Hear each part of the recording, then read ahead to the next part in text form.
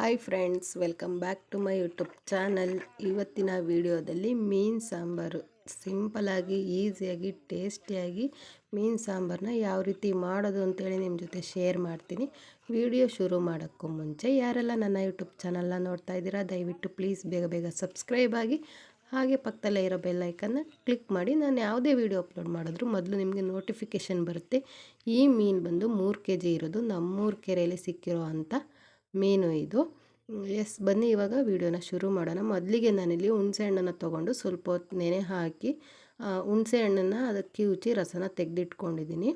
ಮತ್ತು ಇಲ್ಲಿ ಮಸಾಲೆನ ರುಬ್ಕೊಳ್ಳೋಕ್ಕೆ 1 ಟೊಮೊಟೊ ತೊಗೊಂಡಿದ್ದೀನಿ, ಹಾಗೆ ಈರುಳ್ಳಿ, ಸ್ವಲ್ಪ ಶುಂಠಿನ ತೊಗೊಂಡಿದ್ದೀನಿ, ಹಾಗೆ ಬೆಳ್ಳುಳ್ಳಿ, ಸ್ವಲ್ಪ ಕಾಯಿ ತುರಿನ ಹಾಕಿ, ನೀವು ಬೇಕು ಅಂದರೆ ಪುದೀನ ಸೊಪ್ಪು ಮತ್ತು ಕೊತ್ತಂಬರಿ ಸೊಪ್ಪನ್ನು ಕೂಡ ನೀವು ಸೇರಿಸ್ಕೋಬೋದು. ನಾವು ಅದೆಲ್ಲ ಹಾಕಿ ಮಾಡೋದಿಲ್ಲ ಮೀನು ಸಾಂಬಾರನ್ನ, ಸೊ ಅದಕ್ಕೆ ನಾನು ಸ್ಕಿಪ್ ಮಾಡ್ಕೊಂಡಿದ್ದೀನಿ. ಮತ್ತು ಸ್ವಲ್ಪ ನೀರನ್ನು ಹಾಕಿ ನುಣ್ಣಗೆ ರುಬ್ಕೋಬೇಕು, ತರಿಯಾಗಿರಬಾರ್ದು, ನುಣ್ಣಗೆ ರುಬ್ಕೋಬೇಕು.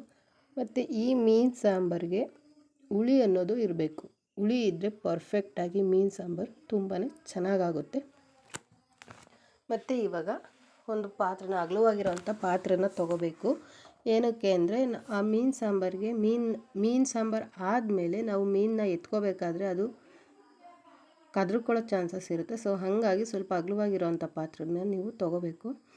ಮತ್ತು ನೋಡಿ, ರುಬ್ಕೊಂಡಿರೋಂಥ ಮಸಾಲೆ ಹಾಕ್ಕೊಂಡು ಹುಣಸೆ ಹುಳಿನೂ ಬಿಟ್ಕೊಂಡು ನೀವು ಒಟ್ಟಿಗೆ ಹಾಕ್ಕೋಬೋದು. ಮೀನು ಅದು ಎಲ್ಲ ಒಟ್ಟಿಗೆ ಹಾಕ್ಕೊಂಡು ನೀವು ಒಂದೇ ಸಲ ಇಡ್ಬೋದು. ಕೆಲವರು ಹುಳಿನೆಲ್ಲ ಮಳ್ಳಿಸ್ಬಿಟ್ಟು ಆಮೇಲೆ ಮೀನು ಪೀಸ್ನ ಹಾಕ್ತಾರೆ. ನಾವು ಆ ಥರ ಯಾವತ್ತೂ ಹಾಕಿಲ್ಲ, ಆ ಥರ ಮಾಡಲ್ಲ. ನಾನು ಯಾವ ಥರ ಮಾಡ್ತೀನೋ ಆ ಥರ ನಿಮಗೆ ಶೇರ್ ಮಾಡ್ತಿದ್ದೀನಿ. ನೋಡಿ, ಇದೆಲ್ಲ ರೆಡಿ ಮಾಡಿಕೊಂಡು ಕೈಯಿಂದನೇ ಕಲಿಸ್ಕೊತಿದ್ದೀನಿ. ನಾವು ಹಾಕಿರೋ ಅಂಥ ಸಾಂಬಾರು ಪೌಡ್ರು ಗಂಟಾಗಬಾರ್ದು ಅಂತೇಳಿ ನಾನು ಕೈಯಿಂದನೇ ಮಿಕ್ಸ್ ಮಾಡ್ಕೊತಿದ್ದೀನಿ. ಮತ್ತು ನಿಮಗೆ ಎಷ್ಟು ನೀರು ಬೇಕು ನೋಡಿ, ತೀರಾ ಗಟ್ಟಿಗೂ ಇರಬಾರ್ದು, ತೀರಾ ತೆಳ್ಳಗೂ ಕೂಡ ಇರಬಾರ್ದು ಈ ಮೀನು ಸಾಂಬಾರು. ಮತ್ತು ನಾನಿಲ್ಲಿ ಮೀನು ಮತ್ತು ಇದು ರೆಡಿ ಮಾಡ್ಕೊಂಡಿರೋಂಥ ಸಾಂಬಾರು ಎಲ್ಲದನ್ನು ಒಟ್ಟಿಗೆ ಹಾಕಿ ನಾನು ಬೇಯಲಿಕ್ಕೆ ಇಡ್ತೀನಿ. ಏನಕ್ಕೆ ಅಂತ ಅಂದರೆ, ಮೀನಿಗೆ ನಾವು ಹಾಕಿರೋಂಥ ಉಪ್ಪು, ಹುಳಿ, ಖಾರ ಎಲ್ಲ ಹಿಡಿಬೇಕು ಅಂತಂದರೆ ನೀವು ಒಟ್ಟಿಗೆ ಹಾಕಿಟ್ರೆ ತುಂಬಾ ಚೆನ್ನಾಗಿರುತ್ತೆ.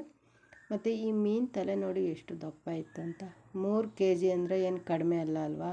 ಹಾಗೆಯೇ ಸಬ್ಸ್ಕ್ರೈಬ್ ಆಗ್ತೀರಾ, ಬಟ್ ಮತ್ತೆ ಅನ್ಸಬ್ಸ್ಕ್ರೈಬ್ ಆಗ್ತಿದ್ದೀರಾ, ಯಾಕೆ ಅಂತ ಗೊತ್ತಿಲ್ಲ.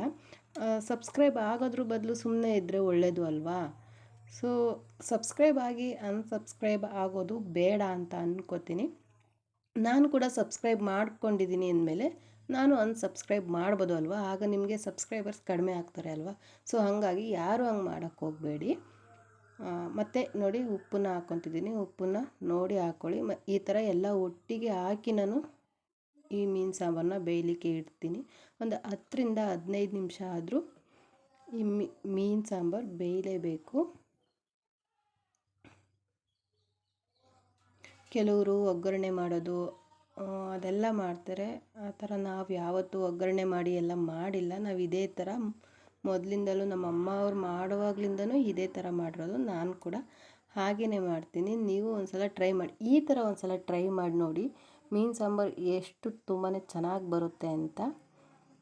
ಮತ್ತು ನಿಮಗೆ ಈ ಮೀನು ಸಾಂಬಾರು ಆಗಿದೆ, ಮೀನು ಬೆಂದಿದೆ ಅಂತ ಯಾವಾಗ ಗೊತ್ತಾಗುತ್ತೆ ಗೊತ್ತಾ? ನೋಡಿ, ಇದು ಸ್ವಲ್ಪ ಮೀನು ಪೀಸೆಲ್ಲನ ಬೆಂದ ಮೇಲೆ ಸ್ವಲ್ಪ ಉಬ್ಬಿ ಬಂದಿರೋ ಥರ ಆಗಿರುತ್ತೆ, ಆಗ ಮೀನು ಸಾಂಬಾರು ಪರ್ಫೆಕ್ಟ್ ಅಂತ ಅರ್ಥ. ನೋಡಿ ಎಷ್ಟು ಚೆನ್ನಾಗಿ ಉಬ್ಬಿ ಬಂದಿದೆ ಅಲ್ವಾ. ಸೊ ನೀವು ಕೂಡ ಒಂದು ಸಲ ಮನೇಲಿ ಟ್ರೈ ಮಾಡಿ, ಈ ಥರ ಹೇಗೆ ಬಂತು ಅಂತ ನನಗೆ ಕಮೆಂಟ್ ಮಾಡಿ ಕೂಡ ತಿಳಿಸಿ. ನೆಕ್ಸ್ಟ್ ವಿಡಿಯೋದಲ್ಲಿ ಸಿಗೋಣ. ಟೇಕ್ ಕೇರ್, ಬಾಯ್.